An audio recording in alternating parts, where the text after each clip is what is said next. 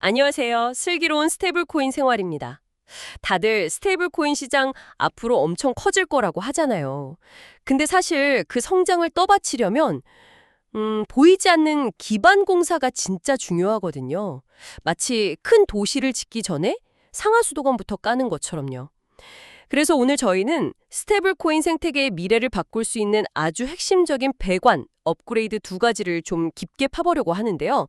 바로 에이브의 V4 그리고 리도의 V3입니다. 네, 맞습니다. 오늘 이야기의 핵심을 먼저 딱 짚고 시작하면 아마 좀 더 그림이 잘 그려지실 거예요.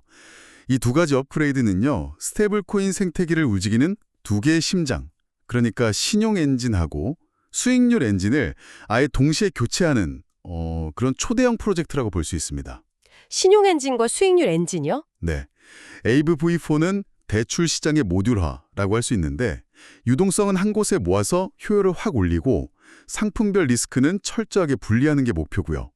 그리고 리도 V3는 스테이킹의 모듈화를 통해서 이제 기관이나 개발자들이 자기들 입맛에 맞게 스테이킹 상품을 직접 디자인할 수 있게 길을 열어주는 거죠. 와, 한마디로 돈을 빌리고 또 돈이 불어나는 방식 자체가 훨씬 더 정교하고 강력해진다. 이렇게 보시면 됩니다. 신용과 수익률 엔진의 동시 업그레이드라 정말 스케일이 엄청나네요.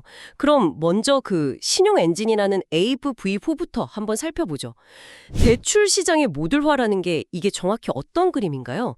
허브와 스포크 구조라고 하던데요. 네, ABB4를 가장 쉽게 이해하시려면 거대한 국제공항의 허브 터미널을 떠올리시면 딱 맞아요. 전 세계에서 온 유동성, 그러니까 돈은 전부 중앙터미널, 즉 리퀴디티 허브에 모아두고요. 그리고 각기 다른 목적지로 가는 상품들, 즉 대출 상품들은 개별 게이트, 스포크에서 독립적인 규칙으로 운영하는 거죠. 아, 잠깐만요. 듣다 보니까 궁금한 점이 생기는데요. 유동성을 한 곳에 전부 모은다는 건 효율적이긴 한데 반대로 말하면 그 허브가 만약에 공격당하거나 문제가 생기면 시스템 전체가 마비될 수도 있는 거잖아요. 이게 중앙화 리스크가 너무 커지는 거 아닌가요? 오, 굉장히 날카로운 지적이십니다. 바로 그 문제를 해결하려고 허브가 있는 거예요. 아, 그런가요? 네, 허브는 그냥 돈만 모아두는 텅 빈 금고가 아니고요. AV 거버넌스가 직접 관리하는 일종의 중앙 리스크 관제탑 역할을 하거든요. 여기서 각 스포크, 그러니까 개별 대출 상품들한테 당신은 우리 허브에서 최대 얼마까지만 돈을 빌려갈 수 있다. 이렇게 신용 한도를 딱 정해주고요. 전반적인 리스크를 통제하는 거죠. 아하. 그러니까 스포크 하나에서 문제가 터져도 그 피해가 딱 그 스포크의 신용 한도 안에서만 격리되는 겁니다. 방화벽을 확실하게 치는 거죠. 아, 그러니까 중앙은행이 시중은행들 관리하듯이 거버넌스가 허브를 통해서 각 상품의 리스크를 딱 통제하는 구조군요. 효율성을 위해서 어느 정도 중앙화된 제어를 받아들이는 거네요. 맞습니다. 오히려 기존처럼 시장마다 유동성이 막 제멋대로 얽혀있는 것보다 훨씬 리스크 관리가 명확해지는 장점이 있죠. 그럼 그 바퀴살에 해당하는 스포크의 역할은 더 분명해지겠네요. 그렇죠. 스포크는 이제 빌더들이 자기 아이디어를 마음껏 펼치는 뭐랄까 혁신의 무대가 되는 겁니다. 예를 들어서 어떤 팀이 우리는 실물 자산, RWA 토큰만 담보로 벌는 특별 대출 상품 만들고 싶다고 했을 때 예전에는 유동성부터 걱정해 했죠. 돈을 어디서 구해오나. 바로 그겁니다. 근데 이제는 그럴 필요가 없는 거죠. 아이디어만 좋으면 AV 거버넌스 승인받아서 허브에서 유동성을 딱 할당받고 바로 상품을 출시할 수 있어요. 금리 모델이나 담보 조건 같은 건 스포크마다 완전히 자유롭게 설정할 수 있고요. 야, 정말 대단한 비전인데 한편으로는 이게 너무 복잡해서 제대로 구현되려면 한참 멀었겠다 싶기도 하거든요. 지금 당장 저희가 체감할 수 있는 건 거의 없는 단계인가요? 네, 정확히 보셨습니다. 지금 AV4는 화려한 인테리어 공사보다는 건물의 골조를 튼튼하게 다지는 데 집중하고 있어요.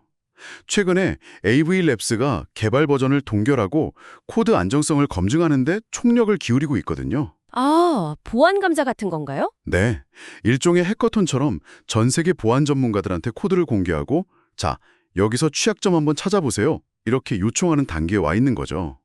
동시에 다른 디파이 서비스들이 V4에 쉽게 연결할 수 있도록 표준화된 플러그 같은 것도 만들고 있고요. 그렇군요. 그럼 일반 사용자가 직접 쓰려면 아직 좀 기다려야겠네요. 네, 아직은 아니지만 뭐랄까 미래 금융 인프라의 기초 공사가 한창 진행 중이다. 이렇게 보시면 될 것 같아요. 알겠습니다. AV4가 신용과 리스크를 관리하는 수도관을 업그레이드하는 거라면 그럼 그 관으로 흐를 물 자체의 성격도 중요하잖아요. 결국 그 물의 원천이 바로 수익률, 즉 스테이킹이니까요. 그 수원지를 업그레이드하는 리도 V3 이야기도 안 해볼 수가 없겠네요. 아주 자연스러운 흐름입니다. 리도 V3의 핵심은 스탯 볼트, 우리말로는 스테이킹 볼트라는 개념이에요. 스테이킹을 맞춤형 금고로 만든다고 생각하시면 딱 맞습니다. 맞춤형 금고요? 네, 기존에는 모두가 하나의 거대한 풀에 이더리움을 넣고 스탯 STH를 받는 단일한 방식이었잖아요. 이제는 목적에 따라서 여러 개의 독립된 금고를 만들 수 있게 되는 겁니다. 예를 들어 어떤 기관은 규제 때문에 허가된 미국 노드 오퍼레이터한테만 위임하는 규제 준수 볼트를 만들 수도 있고요. 또 다른 디파이 프로토콜은 자기들 상품에 최적화된 리스크 규칙을 적용한 전용 볼트를 만들 수도 있는 거죠. 스테이킹을 입맛에 맞게 커스터마이징 할 수 있다. 그런 말이군요. 근데 이게 왜 스테이블 코인 시장에 그렇게 중요한 변화를 가져오는 건가요? 스테이킹은 이더리움 이야기고 스테이블 코인이랑은 좀 다른 영역 아닌가 싶기도 한데요. 그 둘이 겉으로는 달라 보이지만 실제 디파이 생태계에서는 거의 탯줄처럼 연결되어 있거든요. 지금 디파이에서 가장 흔하게 일어나는 일이 뭘까요? 스탯 STH 같은 LST를 담보로 맡기고 스테이블 코인을 빌리는 거겠죠. 바로 그겁니다.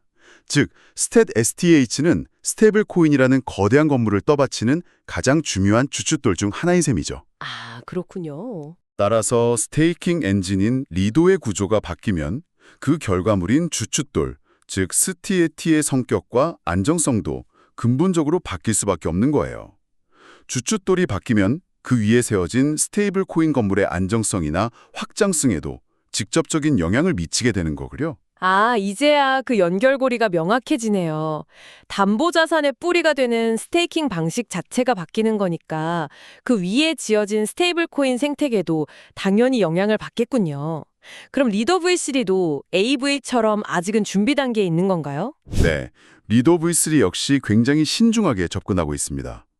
현재는 소프트 런치 기간이라고 해서 일반 대중보다는 핵심 파트너들이랑 같이 제한적인 테스트 운영을 하고 있어요.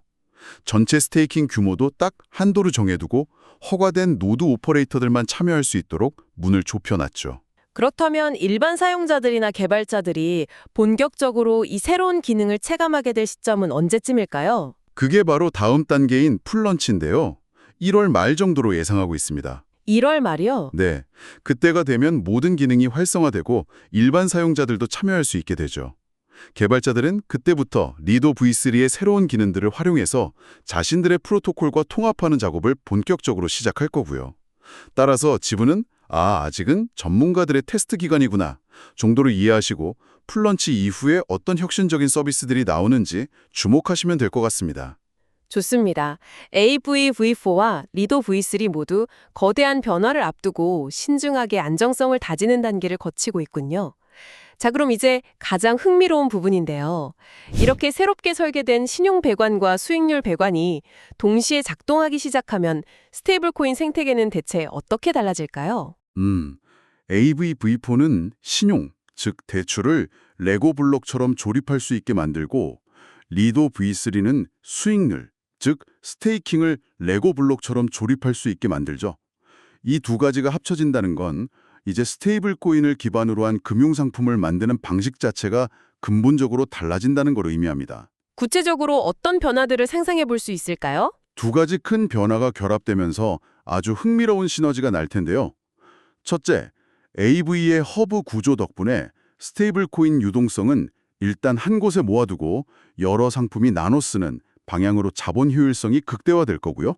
네, 효율성이 올라가고 둘째, 리도의 볼트 구조 덕분에 스테이킹은 기관이나 빌더의 특정 요구 조건에 맞춘 맞춤형 자산으로 진화할 겁니다. 유동성 관리 방식과 스테이킹 자산의 성격이 모두 바뀌는군요. 이 두 가지가 결합되었을 때 최종적으로 나타나는 모습은 어떤 걸까요? 결론적으로 우리는 디파이가 단순한 대출과 예금을 넘어서는 월스트리트에서나 보던 복잡한 구조화 상품을 대중화하는 시대로 접어들고 있는 겁니다. 구조화 상품이요? 네, 예를 들면 이런 거죠. 미국 국채 수익률을 추종하면서도 특정 리스크는 해지 않은 리도 볼트에서 나온 STETH를 담보로 AV의 특정 스포크에서만 대출을 실행하는 스테이블 코인. 이런 상품이 이제 버튼 클릭 몇 번으로 만들어지는 시대가 오는 거죠. 와, 단순히 레고 블록을 쌓는 수준이 아니라 정밀기계 부품으로 금융을 조립하는 시대가 열리는 겁니다. 금융의 정밀기계 부품이라니 표현이 정말 흥미롭네요. 빌더들이 상상력을 발휘할 공간이 훨씬 넓어지는 거군요. 오늘 스테이블 코인 성장의 필수적인 두 가지 인프라 업그레이드, AV V4와 리도 V3를 배관이라는 관점에서 깊이 있게 살펴봤습니다. 맞습니다. 오늘 저희가 논의한 이 두 프로젝트는 결국 돈이 흐르는 길 자체를 더 크고 더 안전하고 또 더 효율적으로 만들기 위한 근본적인 시도다. 이 점을 기억해 주시면 좋을 것 같아요. 이 새로운 배관 위에서 앞으로 어떤 혁신적인 서비스와 상품들이 등장할지 지켜보는 것이 아주 중요한 관전 포인트가 될 겁니다. 네, 오늘 말씀 정말 감사합니다. 마지막으로 이 방송을 듣고 계신 여러분께 질문 하나 던지면서 마무리할까 합니다. 오늘 저희가 이야기 나눈 이 새로운 구조, 즉 모듈화된 대출과 스테이킹 시스템이 실제로 어떤 블록체인이나 어떤 프로덕트에서 가장 먼저 그리고 가장 인상 깊게 체감될 것으로 예상하시나요? 여러분의 생각을 댓글로 남겨주시면 저희가 다음 컨텐츠에서 그 의견들을 바탕으로 더 구체적인 사례를 풀어보도록 하겠습니다. 지금까지 슬기로운 스테이블 코인 생활이었습니다. 감사합니다.